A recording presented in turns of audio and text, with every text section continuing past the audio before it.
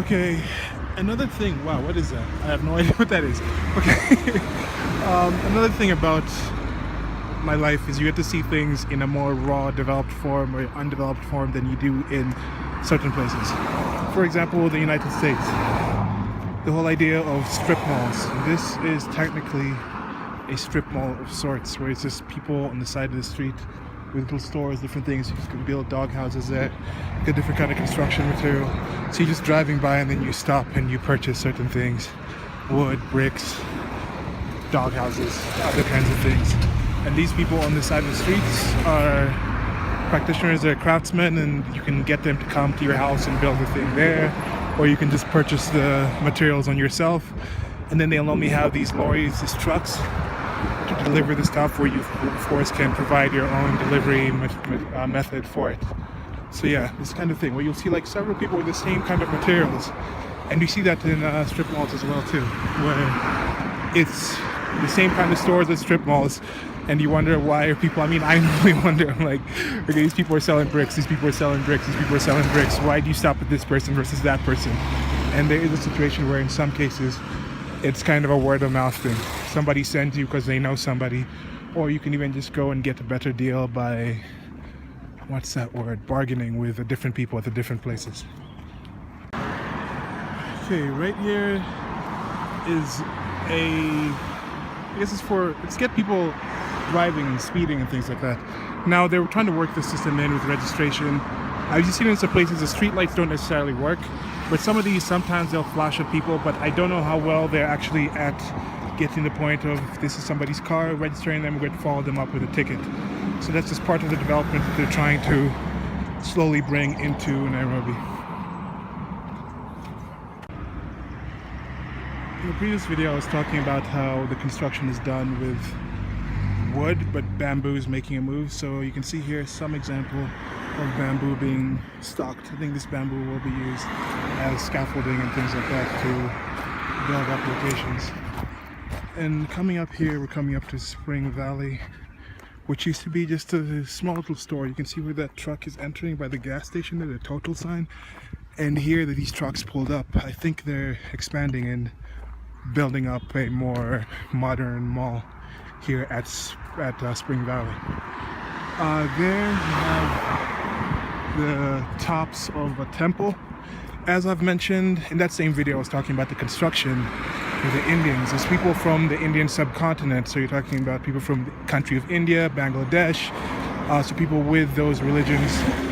There's a big Sikh community, which are the guys who wear, I think, the turbans.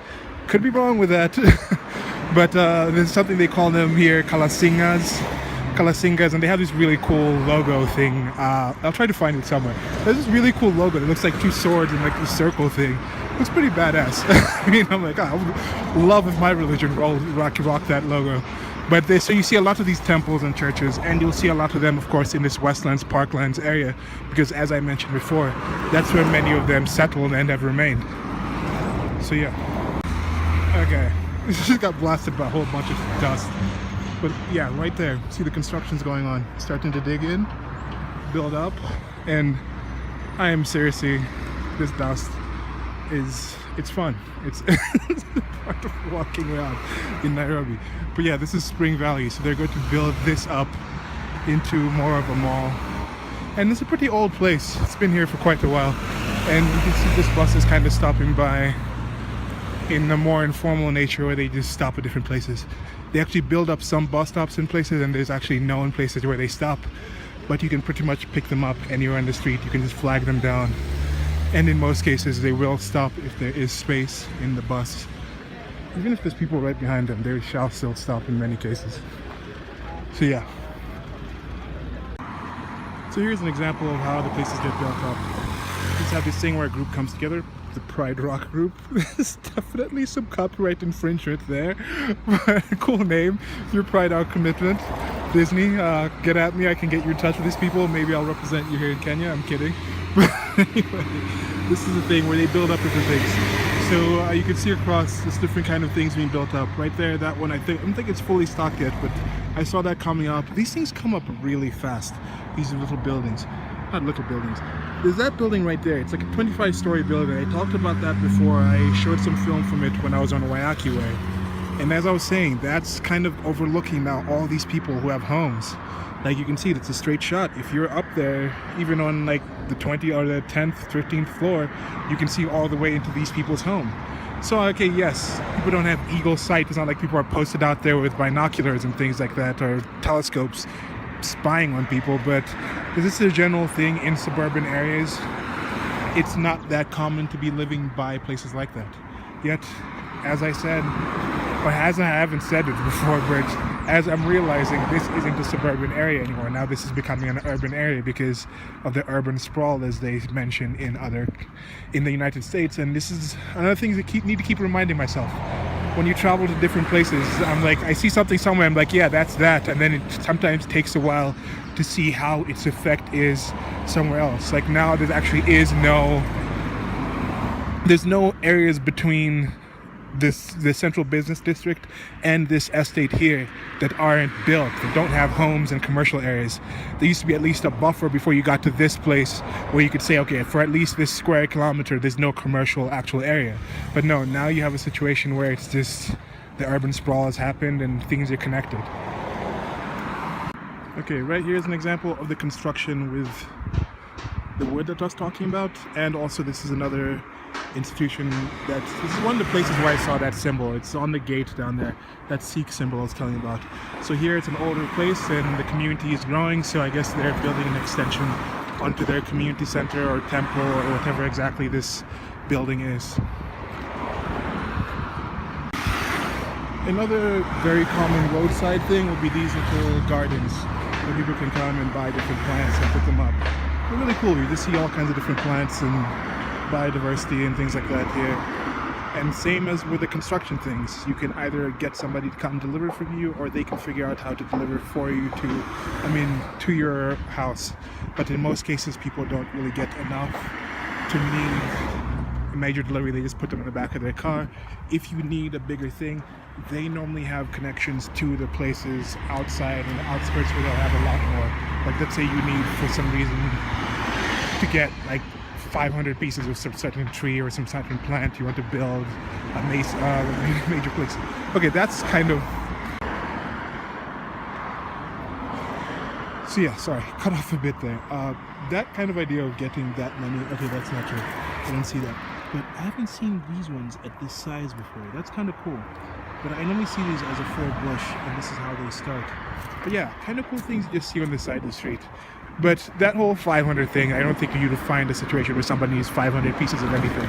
But I've had situations where someone's like, yeah, I need like a lot for like a bush in maybe my 5-acre plot somewhere, and then they'll say, okay, yeah, we can call Tutaitana, and that's like, we'll call the people who actually have the major stock at the major farm, wherever it is on the outskirts. Here they normally deliver like the samples or for smaller scale if you just want it for your home garden, etc. Okay, so now we've gotten down to Lower Kibete, almost to Westlands. I mean, technically this still is Westlands, but I'm talking about the central business district area of Westlands. And here it's built up a little more. They've taken some time to build up. You can see this kind of paving on the road here. And we're going to head out. I'm going to cut in through by Westgate Mall, and you can see the sign there that says Westgate. That's the mall that was during the attack in the 2012. Okay, sorry if I get to that mall. But that was during a major terror attack, and I have a video I'm talking about that more as well. You can check that out. But yeah, Westgate, West Side Tower. The theme of Westlands is West. Actually, I said I was going to cut by Westgate. I'm not going to, not this time. I'm going to walk up this way, but Westgate's down that way.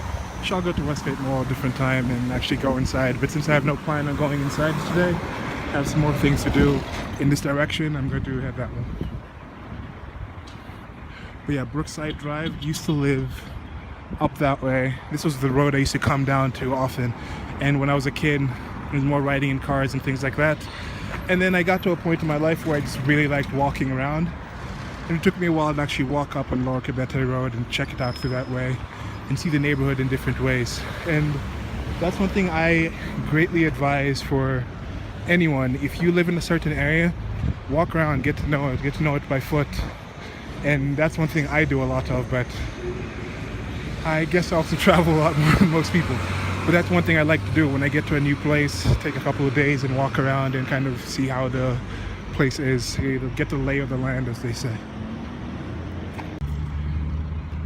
Okay, there's something about capital cities where you'll see certain places will have embassies. It's normally in the middle class or upper middle class neighborhoods where you'll find actual embassies.